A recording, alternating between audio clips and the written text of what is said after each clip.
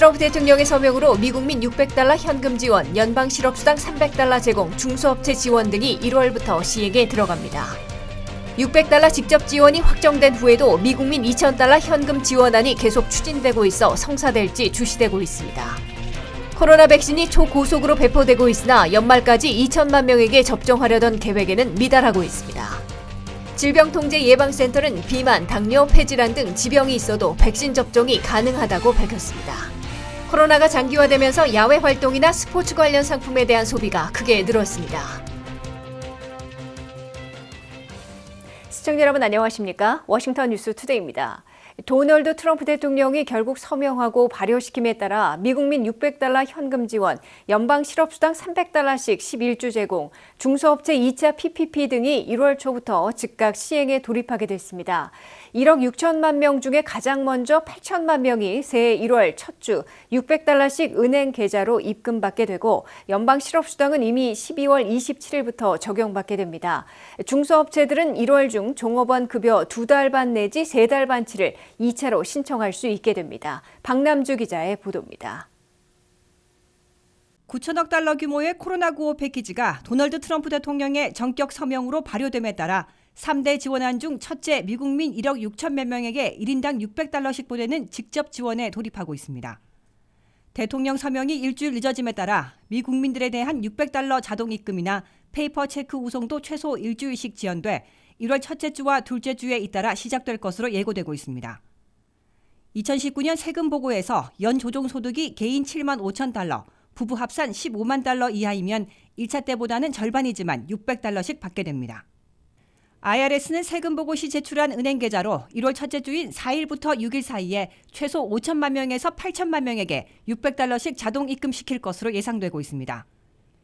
1차 때에는 법 발효 후 2주 후에 8천만 명에게 자동 입금시켜준 바 있으나 이번 2차 때에는 이미 제공 기록이 있어 일주일 빨라지는 것으로 스티븐 무누신 재무장관은 설명하고 있습니다.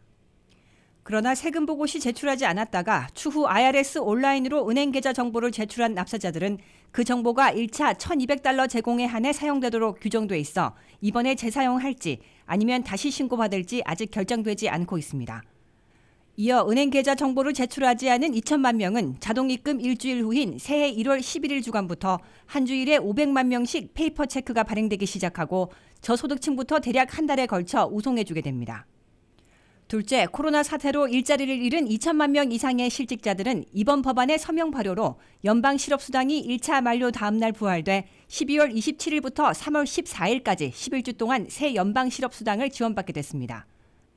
주별 레귤러 실업수당을 신청할 자격이 없는 자영업자와 임시직 등은 1차 때보다 절반인 주당 $300의 연방 실업수당 PUA를 신청해 받을 수 있고 이미 39주 동안 받아온 장기 실직자들은 PEUC에 따라 11주를 추가해 최대 50주 동안 실업수당을 수령할 수 있게 됐습니다.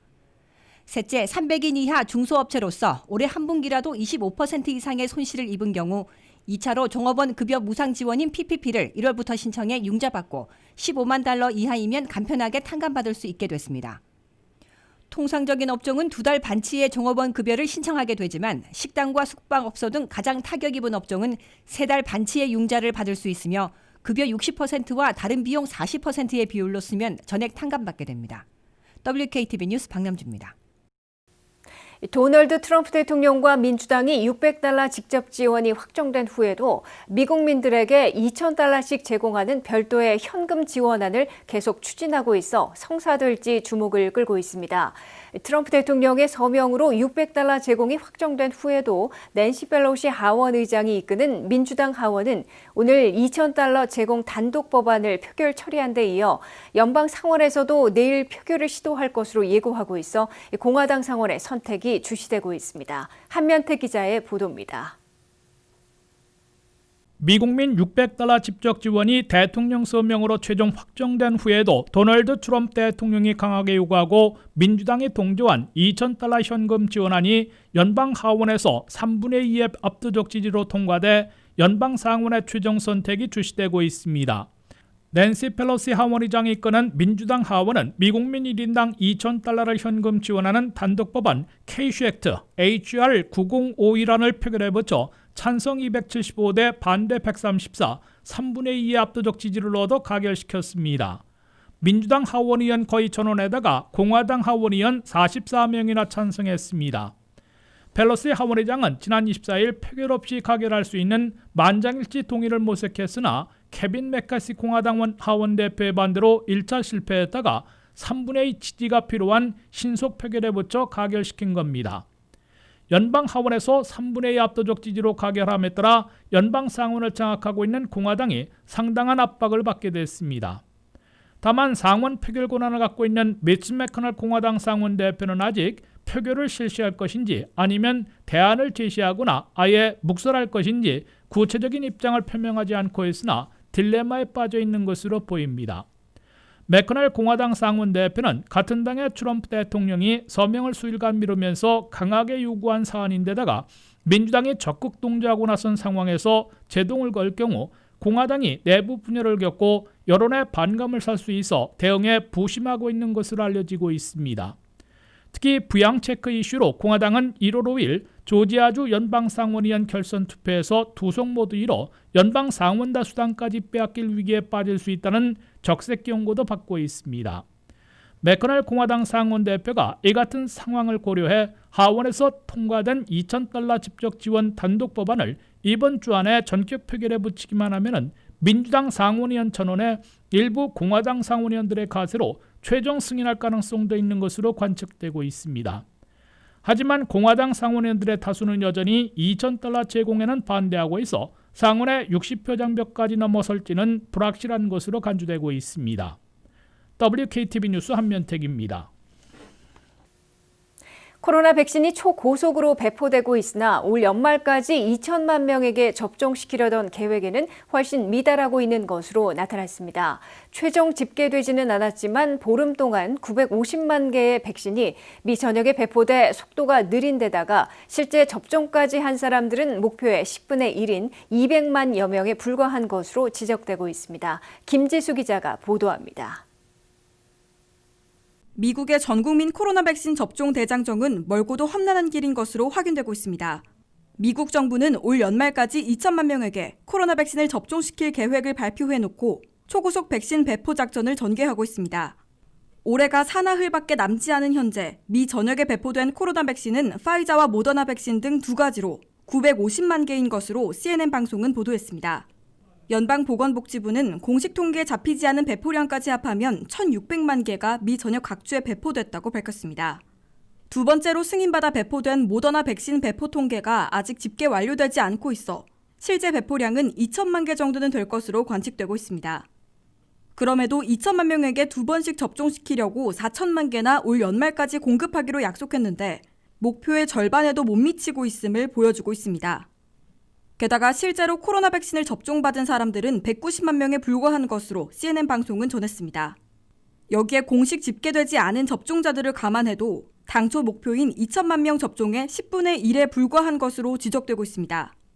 존스홉킨스 대학이 집계하고 있는 코로나 백신 접종자 현황에 따르면 전국 50개 주 가운데 캘리포니아, 일리노이 등은 아직 통계를 공개하지 않고 있으며 텍사스, 플로리다, 조지아, 버지니아, 메릴랜드 등 23개 주만 접종자 통계를 매일 업데이트하고 있습니다. 버지니아는 현재까지 38,200여 명이 코로나 백신을 접종받았으며 메릴랜드는 19,800명을 기록하고 있습니다. 텍사스는 13만 9,800여 명으로 가장 많고 플로리다 11만 8,800여 명으로 집계됐습니다.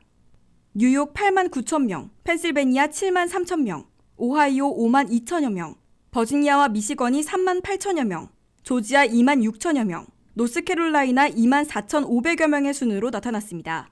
미시건을 비롯한 각주 당국은 첫 번째인 파이자 백신의 경우 당초 약속받은 배포 물량보다 적게 도착했으며 각 병원과 시설 등 접종 장소에 전달하고 해당 장소에서 접종 일정을 잡아 실제로 접종해야 하기 때문에 예상보다 느리게 진행된다는 점을 토로하고 있다고 CNN 방송을 전했습니다.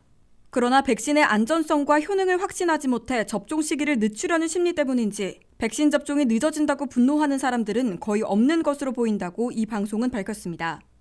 WKTV 뉴스 김지수입니다. 이 코로나19 백신 접종이 시작된 지 2주가 지나고 있는 상황에서 질병통제예방센터 CDC가 기저질환자에 대한 새로운 지침을 발표했습니다. CDC는 심각한 알러지가 없다면 비만이나 당뇨, 폐질환 등으로 면역력이 약해진 기저질환자도 백신 접종이 가능하다고 밝혔습니다. 백신 접종이 먼저 시작된 미국과 유럽에서는 백신 여권 이야기도 나오고 있는데요. 백신 접종자의 편의를 위한 거라고는 하지만 비접종자에 대한 역차별 우려도 지적되고 있습니다. 박남주 기자가 보도합니다. 질병통제예방센터 CDC는 기저질환이 있는 사람도 신종 코로나 바이러스 감염증 백신을 맞을 수 있다는 새로운 지침을 제시했습니다. CDC는 심각한 알레르기가 없다면 기저질환자, 그러니까 비만이나 당뇨, 폐질환 등으로 면역력이 약해진 사람도 화이자나 모더나 백신 접종이 가능하다고 밝혔습니다. 또 인간 면역 결핍 바이러스 HIV 환자가 임상시험에 포함되긴 했지만 이들에 관한 안전성 여부는 아직 명확히 입증되지 않은 상태라고 지적했습니다. 그동안 논란이 있었던 안면신경 마비 증상이 있던 사람도 백신 접종이 가능하다고 알렸습니다. 부작용이 일반적으로 예상되는 비율 범위 내에 있다는 겁니다. 백신 접종이 먼저 시작된 미국과 유럽에서는 백신 여권 이야기도 나오고 있습니다. 다른 나라로 여행하거나 영화관과 경기장 등에 갈 때 접종 사실을 스마트폰 앱으로 입증할 디지털 증명서를 만들자는 겁니다. 현재 백신 여권 개발이 진행되고 있다고 CNN이 보도했는데 백신 접종자들의 편의를 위한 거라고는 하지만 자칫 비접종자에 대한 차별 수단이 될 수도 있습니다. 백신 접종을 당장 시작할 수 없는 나라 국민들의 발이 묶일 수밖에 없어 보이지 않는 족쇄로 작용할 수 있다는 지적입니다. 세계보건기구 WHO도 백신 접종자 전자증명서 도입을 검토하고 있다면서 지난달부터 에스토니아와 함께 백신 인증서 개발을 공동으로 진행 중이라고 밝혔습니다. WHO 유럽 전문가는 전자증명서 제도를 도입할 경우 백신 접종자 확인과 모니터링이 가능해진다고 설명했습니다. 일각에서는 백신 접종자의 자유로운 해외여행이 가능해질 거라는 기대가 나오고 있는 가운데 국가마다 서로 다른 법률을 현실에 맞도록 만들어져야 한다는 지적도 제기됩니다. 백신 접종을 시작한 지 2주가 지난 미국 상황은 아직까지 나아지고 있는 지표를 보이지 않고 있습니다. 누적 확진자는 1920만 명을 넘어서고 사망자도 33만 명을 훌쩍 넘기고 있습니다. 바이든 당선인도 아직 가장 어두운 때가 오지 않았다고 했는데 파우치 소장도 이에 동의하는 모습입니다. 백신 접종은 시작됐지만 6만 명 이상의 사망자를 낸 12월보다 크리스마스 연휴를 거친 내년 1월 상황이 더 나쁠 수 있다는 전망입니다. WKTV 뉴스 박남주입니다. 코로나 바이러스 감염 우려로 실내 활동보다는 야외 활동이 더 안전하다고 여겨지면서 야외 활동이나 야외 스포츠에 관심이 높아지고 있습니다. 여름철뿐만 아니라 기온이 떨어진 겨울철에도 야외 스포츠나 야외에서 즐기는 활동에 대한 관심은 여전한 것으로 나타났는데요. 이에 따라 스노우 슈즈, 겨울 코트나 점퍼, 스키 장비 같은 아웃도어 제품 판매 역시 급증하고 있습니다. 코로나가 장기화되면서 야외 활동이나 스포츠를 위한 소비가 크게 늘었습니다. 야외 활동이 실내 활동보다 더 안전하다고 생각하기 때문입니다. 여름철엔 보트, 자전거, 페리오 가구 판매가 크게 늘었고 기온이 떨어진 겨울철 역시 스노우 슈즈, 스키, 부츠, 겨울 코트 등 아웃도어 제품의 판매가 급증했습니다. 실내에서 지내는 것이 답답해진 사람들은 이제 신선한 공기를 마시고 싶어하고 야외 활동을 위한 제품 구입에 지갑을 열고 있는 것으로 나타났습니다. 소비자들은 야외 활동 외에 집에서 편안하게 지내고 싶어 한다며 이는 슬리퍼와 따뜻한 잠옷 판매도 급증했음을 의미한다고 소비자 소매 분석 기관인 NPD그룹이 밝혔습니다. 또한 건강 관련 제품이나 재택근무 혹은 학습을 위한 제품, 집에서 할 수 있는 게임이나 오락 관련 제품들이 최근 소비자들에게 인기 상품이 되고 있다고 밝혔습니다. 스노우 스포츠 인더스트리 아메리카에 따르면 아웃도어 장비의 경우 크로스컨트리 스키 장비는 8월부터 10월까지 202%, 스노우 슈즈는 221% 증가했으며 현재까지도 여전히 강세를 보이고 있는 것으로 나타났습니다. 집에서 편안한 생활을 위한 제품 판매도 크게 늘었습니다. 슬리퍼 판매는 70% 증가했고 잠옷류는 약 85억 달러 판매를 기록해 작년보다 매출이 크게 오른 것으로 나타났습니다. 잠옷류는 의류 부문 중 유일하게 성장세를 보이고 있는 것으로 나타났습니다. NPD그룹의 설문조사에 따르면 재택근무를 하는 미국인의 절반이 하루 종일 운동복과 실내복, 잠옷을 입고 있다고 답했습니다. 이 같은 트렌드는 봄철 시작해 지금까지 이어지고 있습니다. 코로나 팬데믹으로 인해 여행을 취소하고 집에 머물고 있지만 답답함을 해소하기 위해 야외 활동에 나서는 사람들도 많습니다. 여름철엔 야외 가구나 히터, 그릴, 카누, 캠핑 장비 등이 베스트셀러 상품이 되기도 했습니다. 전국 소매연맹은 온라인 쇼핑과 연말연시 매출이 지난 시즌에 비해 3.6% 내지 5.2% 증가할 것으로 예상하고 있습니다. LLB는 의류와 기타 제품 판매 급감으로 어려움을 겪고 있지만 아웃도어 제품 판매 급증으로 매출에 큰 도움이 될 것으로 예상하고 있습니다. 메인에 본사를 둔 한 소매업체는 스노우 슈즈 판매가 358% 증가했으며 썰매와 스키 판매가 2배 증가했다고 전했습니다. 또한 편안한 슬리퍼는 95%, 스웨트 팬츠는 180% 증가했다고 밝혔습니다. 전례 없는 스트레스를 받고 있는 미국인들은 올해 그 어느 때보다 야외 활동과 실내 편의 시설을 찾고 있는 것으로 나타났습니다. 많은 시간 컴퓨터 화면을 보며 지내고 있는 자녀들을 위해 부모들은 겨울 스포츠용품 구입에 지갑을 열고 있습니다. 일부 소매업체는 재고를 유지하기 위해 고군분투하고 있습니다. 스카버러에 있는 한 스키용품 판매점에서는 스키 구매자들이 급증해 공급이 부족할 정도라고 밝혔습니다. 고객들이 원하는 크로스컨트리 스키나 스노우 슈즈는 이미 동이 났다고 전했습니다.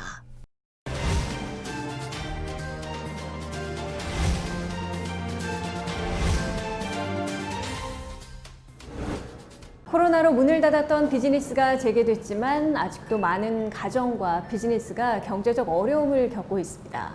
타격받은 비즈니스와 가게 경제를 지키려고 버티다가 포기해야 하는지 고민하고 계신 분들이 많다고 하는데요. 그래서 오늘은 크리스티나 신 변호사님을 모시고 감당할 수 없는 빚으로 문을 닫을 수밖에 없고 포기할 수밖에 없는 최악의 상황에 어떤 해결책들이 있는지 조언을 들어보도록 하겠습니다. 네, 변호사님 안녕하세요. 네, 안녕하세요. 네, 요새는 경제 활동이 재개돼서 한인분들도 다시 비즈니스를 오픈하시고 운영을 해가고 계시는데 예전 같지 않아서 많이 힘들어하신다고 들었어요. 네. 코로나 이전에도 슬로우했던 비즈니스는 요새는 더 많이 힘들어졌다고 하는데 요새도 비즈니스 운영을 해야 될지 말아야 될지 고민하고 계신 분들 많이 문의가 오고 계시죠? 어떤가요? 네, 그럼요. 네. 지금 한인들이 비즈니스를 하시면서 다양한 비즈니스들이 우리 한인분들이 하시는 게 많은데 다 많이 힘들어 하세요. 근데 이제 캐리아웃 같은 경우에는 조금 덜한데 데일리 오피스를 중점으로 해서 이제 비즈니스 하시는 분들은 좀 힘들어 하시고 그 다음에 이제 레스토랑도 마찬가지로 캐리아웃 아닌 이상 드라이 클리닝 힘들어 하시고 리커 스토어는 그래도 괜찮으세요. 이제 리커 스토어 같은 경우는 리스를 리뉴를 하시는데 이제 그럴 때 이제 지금 연락이 오시고 있고요. 네. 이 한인분들은 파산하면은 재개가 어렵고 회생이 어렵고 또 인생 끝이다 이렇게 생각하셔가지고 마지막까지 버티다가 파산을 결정하시게 되는데 미국에서의 그 파산 개념은 좀 다르죠? 네. 내가 채권자들로서부터 내가 이제 힘들어서 보호를 받기 위해서 하는 게 미국에서는 파산이에요. 그렇기 때문에 내가 만약에 이제 쫓기고 있다, 빚에 쫓기고 있고 뭐 이제 가니시먼이 있다. 저지먼이 생겼다 했을 때 그걸 다 깨끗이 청산할 수 있는 게 파산이에요. 네, 파산하게 될 때 집이나 땅, 재산을 보호할 수 있는 방법들이 있을까요? 내가 있는 자산이 뭐가 다 있는지 다 인벤토리를 하고 그다음에 빚이 얼마가 있는지 다 보는데 내가 땅이나 부동산이나 그거를 보호를 할 때에는 에quity 일단은 없어야 돼요. 근데 그 얘기가 뭐냐면은 내가 사는 집에 지금 20% 다운을 하고 사셨는데 팔아봤자 복비 내고 등기세 등록세 내고 팔았는데 돈이 얼마 안 남을 때는 그런 집이 10채가 있어도 파산은 가능하거든요. 네. 네, 파산 이후에도 사업을 다시 시작한다거나 집을 장만하게 될 때 재용자를 혹시 받을 수 있는 건가요? 네. 파산을 하실 정도로 이제 크레딧이 망가져 계시는 분들은 파산으로 인하여 이거를 이제 깨끗이 다 청산을 하시게 되는데 청산을 안 하시고 계속 유지를 하시면 이런 나쁜 상태에서 유지를 하시면은 크레딧이 좋아질 수가 없어요.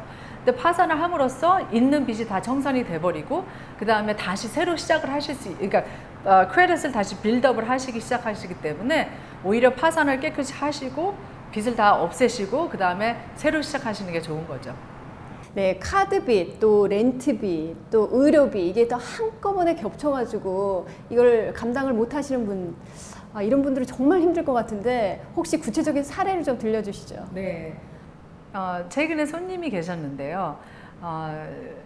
예를 들어서 이제 병원비도 이빨을 이제 고치시려고 이제 계속 한 3개월, 6개월을 이제 텀을 두고 이제 가시는 거였는데 지금 돈을 이 상태에서 못 내고 계시니까 이제 걱정을 하나 또 뭐냐면은 병원 치료를 계속 받아야 되는데 이걸 bankruptcy 안에서 없앴을 때에 이게 가능한가요? 또 그런 질문도 있으세요. 그러니까 bankruptcy 안에서 우리가 있는 빚은 다 없앨 수가 있어요. 그렇지만 치료는 내가 오늘까지의 빚은 다 없어지는데 오늘 bankruptcy 하고 나서 그 다음 날부터 또 치료를 시작하시면은 그 금액에 대해서는 또 bankruptcy가 커버가 안 돼요. 네, 그래서 크레딧 카드 빚이든 렌트 빚이든 리스든 HOA도 마찬가지예요. 내가 집을 살고 집을 이제 놓고 버리고 나오는데 오늘까지 HOA 빚은 갚아야 돼요. 오늘 내가 bankruptcy 하는 날까지. 그다음에 하지만 그 이후로 일어나는 빚은 갚기 시작을 하셔야 돼요. 그래서 질문이 그러니까 안타까운 게 뭐냐면은 아프신데 치료를 계속 받으셔야 되는데 의사 선생님은 어떻게 다시 갑니까? 근데 의사 선생님이 너 bankruptcy 했으니까 오지 마세요, 손님 할 수는 없으세요. 그게 안 되는 거거든요, 법적으로요. 그렇기 때문에 치료는 계속 받으실 수 있지만 이때까지 못 내신 돈에 대해서는 탕감을 다 해드리는 거죠, bankruptcy에서요. 예. 네, 그럼 개인이 파산을 신청할 때 가족들에게 피해가 갈 수 있나요? 와이프가 하면은 남편이 이걸 어떻게 타격을 받을까 아니면 vice versa 아니면 우리 자녀한테 어떤 불이익이 올까 이제 그런 이야기를 많이 물어보시는데 파산은 내 social security number 가지고 나만이 하는 거기 때문에 주위에 있는 사람한테는 절대 그 피해가 안 가요. 네. 갑자기 응급실을 가셨다든지 아니면 어쩔 수 없이 그 큰 수술을 하게 될 경우 뭐 엄청난 의료비로 고통을 호소하고 계시는데 이런 의료비 어떻게 해결할 수 있는 방법들이 있을까요? 저희가 어떤 손님들을 우리가 내고를 해서 해결을 해드리는 분들이 있는데 bankruptcy 안에서도 사실은 의료비는 청산이 돼요. 그래서 이렇게 큰 사고가 나셨다든지 큰 수술을 하셨는데 의료비가 없어서 힘드셔서 파산을 하시는 분들이 꽤 있으세요. 예. 네, 파산을 악용했다가 재산까지 뺏기는 경우가 있다고 하는데 구체적인 사례를 좀 들려주시죠. 파산을 못 하시는 경우가 있으세요. 이제 조금 아까 잠깐 이야기한 게 이제 재산이 너무 많으시거나 빚은 이만큼이 있고 저지멘이 걸리게 생겼는데 아니면 소송이 걸렸는데 내 있는 재산을 보호를 하기 위해서 파산을 하는 건데 그러니까 재산이 너무 많고 에quity 많을 때는 사실 파산이 가능하지가 않아요. 근데 파산이 가능하지 않았을 때에 이제 아이디어들이 있으셔서 주위에서 많이 이야기를 해드려서 명의 이전을 해라 그러면 그럼 파산이 가능하다. 아니면은 저지멘을 따라오지 못한다. 만약에 돈을 다 없애고 명의 이전을 하든지 재융자를 하든지 그래서 내 이름으로 있는 재산을 다 없애버려라 하는 그런 조언을 듣고 오시는 분들이 있으세요. 근데 이제 그게 잘못된 게 뭐냐면 우리가 작년에 이제 그런 리티게이션 케이스를 맡아서 저희가 끝까지 간 경우가 있는데 어떤 엄마분이 어떤 여자분이 집이 있으셨는데 거기에 에quity 많으셨어요. 근데 그분한테 저지멘이 70만 불이 이제 저지멘이 떨어졌는데 이 어머님 그 손님은 그 집을 보호하기 위해서 따님한테 명의 이전을 하신 거예요. 근데 이제 다 아는데 이 사람 이름으로 명의가 이제 그게 다 기록이 돼 있으니까 등기된 상태니까 asset search를 해버리면은 그 사람이 어떤 재산을 갖고 있는지 그건 확실히 다 알 수가 있거든요. 근데 그런 조사를 했더니 집이 나오고 에quity 많았던 집이 나오고 이제 딸한테 명의 이전이 된 거를 알고 그걸 소송을 해서 저희가 그걸 다시 빼앗았다고 할까요? 그거를 그분이 다시 돌려주게끔 했어요. 그게 소송이고 이제 그런 경우에 명의 이전을 해서 내 명의를 돼 있지 않다고 해서 그거를 보호할 수 있는 그런 간단한 문제가 아니라는 거죠. 네, 일단은 감당 못하는 빚들 이런 것들은 그래도 전문가의 상담을 통해서 이렇게 좀 해결할 수 있는 방법들이 항상 있는 거군요. 네. 그러니까 일단 먼저 전문가와 상담을 통해서 이렇게 문의를 하면은 그것이 바로 돌파구를 찾는데 아주 중요한 역할을 할 수 있는 것 같습니다. 네. 오늘 말씀 고맙습니다. 네, 감사합니다.